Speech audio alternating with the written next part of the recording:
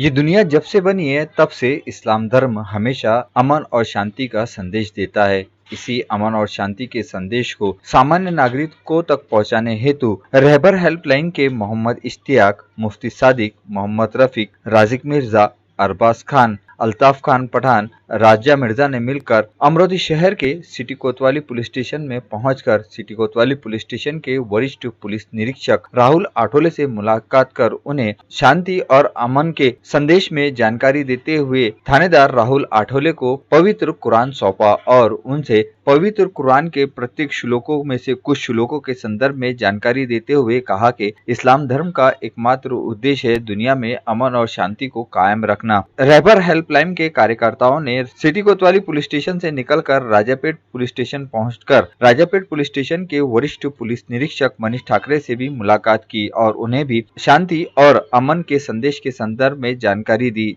जानकारी देने के पश्चात रहबर हेल्पलाइन के समस्त पदाधिकारियों ने मिलकर थानेदार मनीष ठाकरे को भी पवित्र कुरान सौंपा और उन्हें अमन और शांति के संदेश के संदर्भ में जानकारी दी। रहबर हेल्पलाइन का एकमात्र उद्देश्य है इस्लाम धर्म के मानने वालों सहित पवित्र कुरान के जानने और मानने वालों को अमन और शांति के संदेश के संदर्भ में जानकारी देना। इसी कड़ी में शहर के सभी 10 थानों में रहबर हेल्पलाइन के पदाधिकारियों ने पहुंचकर थानेदारों को पवित्र कुरान सौंपा और उन्हें अमन और शांति के संदर्भ में जानकारी दी।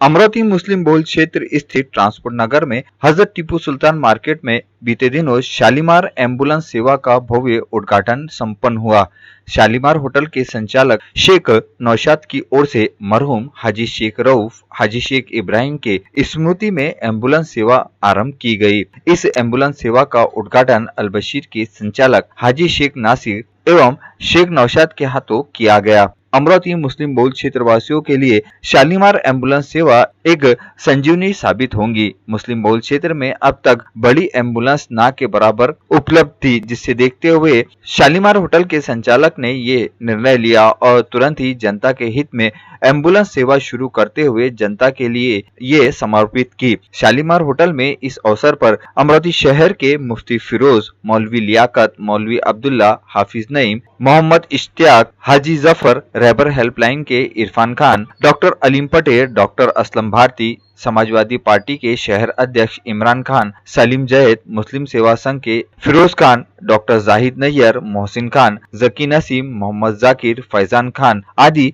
भव्य संख्या में नागरिक उपस्थित थे। एम्बुलेंस का उद्घाटन करने के पश्चात मुफ्ती फिरोज ने दुआए खैर की और दुआए खैर होने के पश्चात सभी ने इस एम्बुलेंस सेवा की शुरुआत के लिए शालीमार होटल के संचालक शेख नौशाद को शुभकामनाएं दी। इस समय शालीमार होटल पर भव्य संख्या में मुस्लिम बहुल क्षेत्रवासी उपस्थित थे।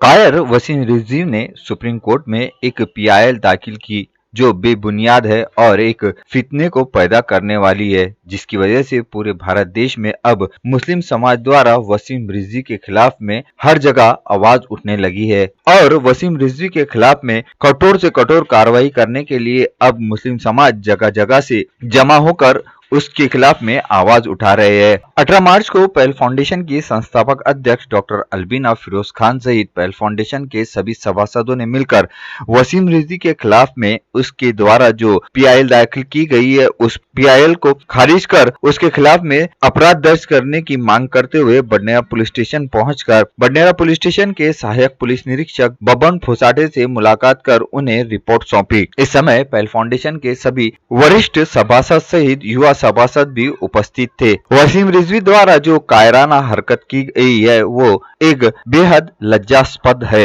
इस बात के मद्देनजर पहल फाउंडेशन की संस्थापक अध्यक्ष ने विभिन्न गंभीर धाराओं के तहत वसीम रिजवी के खिलाफ गुनाह दर्ज करने की मांग की। पहल फाउंडेशन के इस मांग को ध्यान में लाकर सहायक पुलिस निरीक्षक बबन फोसाटे ने उनकी शिकायत को स्वीकार करते हुए उसकी जांच करने के पश्चात गुनाह दर्ज करने की बात कही। इस बात को देखते हुए समस्त पहल फाउंडेशन के सभासदों ने आवाज उठाई कि वसीम रिजवी के खिलाफ अपराध दर्ज होना चाहिए, जिसे देखकर पहल फाउंडेशन की संस्थापक अध्यक्ष डॉक्टर अलबीना हक ने तुरंत निर्णय लेते हुए इस संदर्भ में जिलाधीश से मुलाकात करने की बात कही। जिलाधीश से मुलाकात करने के संदर्भ में तुरंत ही सभी पहल फाउंडेशन के सभासदों ने बडनेरा पुलिस स्टेशन से निकलकर अमरोही की ओर रुख किया और अमरोही जिलाधीश कार्यालय पहुंचकर जिलाधीश शैलेश नवल को भी एक निवेदन सौंपा गया। इस निवेदन में वसीम रिजवी के खिलाफ में तुरंत अपराध दर्ज करने की मांग की गई। जिस प्रकार से वसीम रिजवी ने जो घिनौना कार्य किया उसकी कोई बुनियाद ही नहीं है और वो एक फितना फैलाकर संपूर्ण भारत देश के शांतिपूर्ण माहौल को खराब करना चाहता है और हम भारतवासी इस शांतिपूर्ण माहौल को कभी भी खराब नहीं होने देंगे। ऐसा पहल फाउंडेशन के सभी सभासदों ने अपने विचार व्यक्त किए थे। जिलाधीश शैलेश नवल से मुलाकात कर उन्हें निवेदन सौंपने के पश्चात पहल फाउंडेशन की संस्थापक अध्यक्ष डॉक्टर अलबीना हक सहित सभी सभासदों ने वसीम रिजवी के खिलाफ में जमकर निषेध जाहिर किया और किन मुद्दों के आधार पर किन धाराओं के तहत वसीम रिजवी के खिलाफ में अपराध दर्ज होना चाहिए, आइए इस संदर्भ में बात करते हैं पहल फाउंडेशन की संस्थापक अध्यक्ष डॉक्टर अलबीना फिरोज खान से। जो वसीम रिजवी हैं, सैयद वसीम रिजवी, इन्होंने इससे पहले भी 2018-19 में योगी आदित्यनाथ और पीएम मोदी जो हैं उन्हें पत्र लिखा था कि जो मदरसे हैं, जितने मदरसे हैं उनको बंद किया जाए ताकि यहाँ पे जो मुस्लिम विरोधी जो शिक्षा दी जाती है और बच्चों को एक आतंकवादी तैयार होने का जो एक प्रक्रिया है। तो इसके अलावा दूसरी चीज़ ये थी कि भाई ये सिर्फ जो हमारे धार्मिक गुरु हैं जिनका हम बहुत मान सम्मान करते हैं, हमारे मौलवी मुल्ला, इनके इनकम का सिर्फ एक सोर्स है, ऐसा इन्होंने एक एलिगेशन, एक इल्ज़ाम लगाते हुए 2018-19 में भी पत्र लिखा था। उसके बाद इन्होंने कई ऐसी मुस्लिम, खुद एक इस्लाम को बिलोंग करते हुए भी इन्होंने मुस्लिम विरोधी ऐसी कई गतिविधियाँ की हैं कि जिसमें इन्होंने 3 तलाक के ऊपर विवादास्पद बयान दिया है। उसके बाद ऐसी कई चीज़ें जिसको आज तक मुस्लिम धर्म ने बर्दाश्त किया, लेकिन अब इन्होंने हद पार कर दी है। इन्होंने अब उंगली उठाई है, हमारे जो पाक ग्रंथ है कुरान शरीफ, इसके ऊपर इन्होंने उंगली उठाई है, जिसमें इन्होंने ये कहा है कि जो 26 आयतें हैं कुरान में, कुरान शरीफ की 26 आयतें जो हैं, तो वो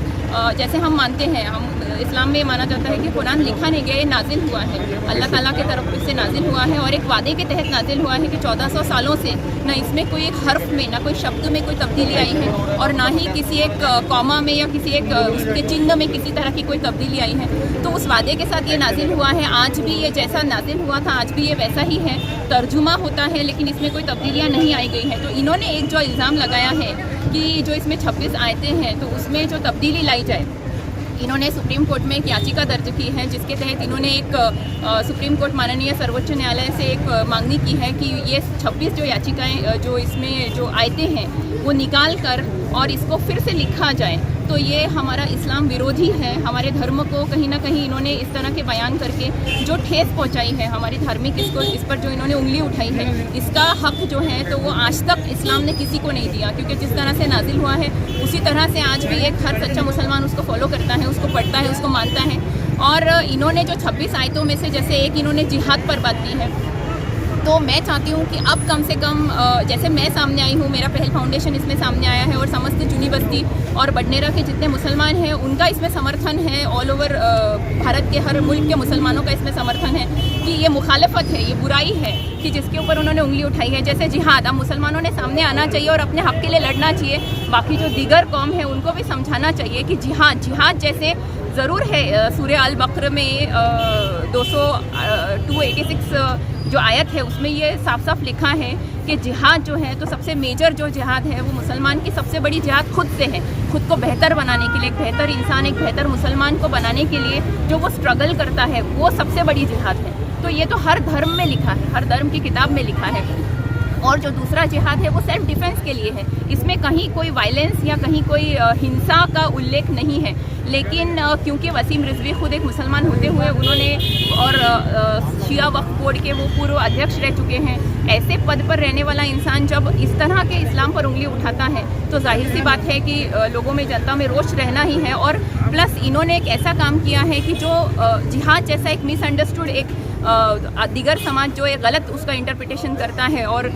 हर मुसलमान उस चीज़ को एक्सप्लेन नहीं कर पाता, तो इन्होंने खुद एक मुसलमान होकर एक इस्लाम के ऊपर कीचड़ उछालने का काम किया है, उसके ऊपर छीटाकशी की है, जिसको कोई मुसलमान क्योंकि बर्दाश्त नहीं करेगा। इसीलिए अमरावती डिस्ट्रिक्ट में मुझे लगता है पहली बार इसका पहल लेते हुए पहल फाउंडेशन ने, आज हम जूनी बस्ती बडनेरा, नई बस्ती बडनेरा का जो पुलिस स्टेशन है वहाँ पे हमने सेक्शन 298A के तहत FIR दर्ज करने की मांगनी की है, जिसमें अगर कोई भी शख्स किसी के भी धार्मिक भावनाओं को आहत पहुंचाता है, अगर आघात पहुंचाता है, तो वो 3 साल की सज़ा और पेनल्टी, फाइन दोनों का हकदार है। तो हम ये चाहते हैं कि जिसने इतना बड़ा इतना बड़ा गुनाह किया है, इस्लाम की नज़र में इतना बड़ा गुनाह किया है, उसके ऊपर मुल्क के हर कोने से